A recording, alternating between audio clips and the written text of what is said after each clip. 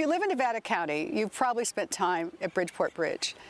Built in 1862 by David Carter Wood, it's the longest single-span wood-covered bridge in the world. And recently, the state approved over $4 million in funding to allow it to be restored and preserved for future generations.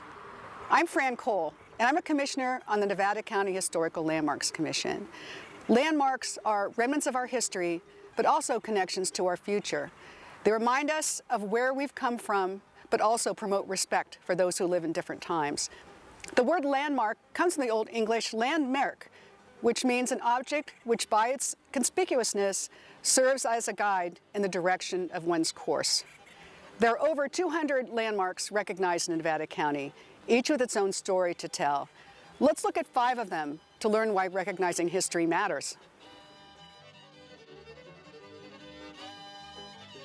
The Historical Landmarks Commission was created by the Nevada County Board of Supervisors about 50 years ago.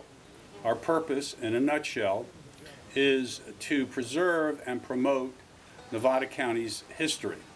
You can learn more about us, including the process for registering a landmark, by visiting our website at nevadacountylandmarks.com. We do principally 2 things. We make recommendations to the Board of Supervisors on applications seeking designation of historic properties as landmarks. And we promote the county's landmarks by our website, our Facebook page, our interactive map, and through our publication, Exploring Nevada County. Hamakani, Homoyabemi, Nishanana Mimiwakamni, Lidam Lily Yapimni, Ustama Hedidi.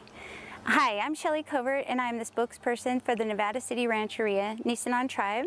I also sit on the Tribal Council and am the Executive Director of the California Heritage Indigenous Research Project, or CHIRP, which is our newly formed 501c3 nonprofit that serves to preserve, promote, and perpetuate the Nisenan culture.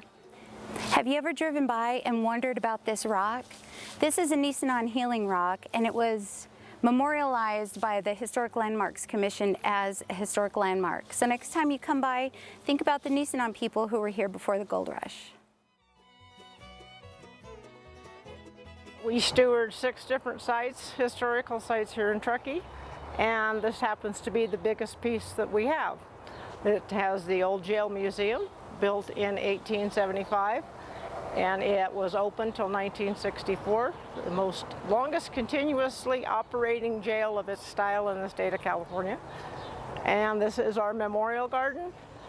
It is a place for people to come and reflect, and we built the garden behind it, and the arch is from the Masonic Hall. My name's Charlie Jacobs. I'm a 6th generation Nevada County native. At one time, I attended this school, Mount St. Mary's, the oldest continually operating high school west of the Mississippi until 1968, when they closed it. And I was fortunate enough to be in the very last class. Mount St. Mary's got its origins not as a school, but as an orphanage. In 1864 or so, Father Dalton showed up in Grass Valley and began an orphanage to take care of the children that were abandoned when their parents would die, their fathers would die in the mines. There were a lot of mine accidents, and there was no place for the children to go. So they took them in here and started an orphanage. Good morning, I'm David Galino. We're here at the North Star Mining Museum. I'm 3rd generation Grass Valley resident on both sides. There's a picture of my granddad with a rock drill upstairs here, drilling in the North Star, somewhere around 1920. Well, history is important to me. To me, it's our roots, and people should know where you're at, where you came from. Not everybody's interested in it, but I am fascinated by it, and it has a draw. It has a magnetic pull that pulls you. You want to see where you're at, you know.